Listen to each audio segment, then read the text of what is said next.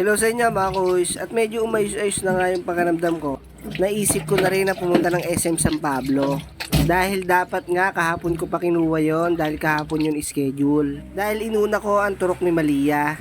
Dahil medyo okay na rin naman ako, isabi ko sa asawa ko ngayon na namin kunin. Total wala namin kaming gagawin maghapon. At pinagbihis ko na nga sila para makaalis na agad kami dahil baka hapunin pa kami.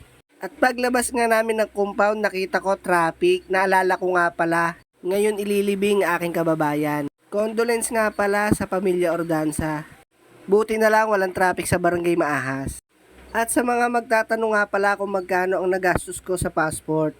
Bali nag-online appointment muna pala ako para makita ang petsa na available para sa akin.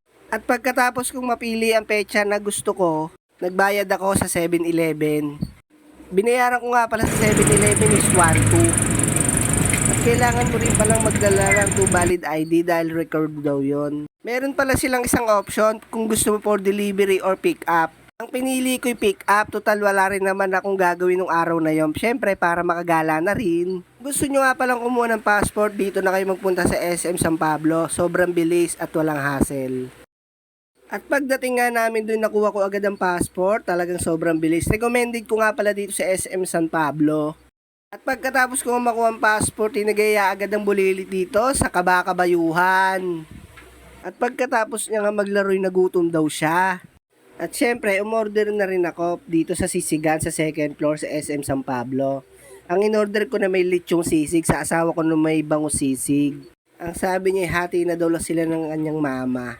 At ako'y dinalaw na rin ng aking gutom, kaya kumain na rin ako. At pagkatapos nga namin kumain, gusto niya daw magpa-picture doon sa malaking teddy bear bago daw kami umuwi. At pag uwi nga namin, buti na lang ay wala masyadong traffic, kaya dire-diretso ang aming biyahe. At yan po ang aking for today's video. Please follow and share Kuis TV.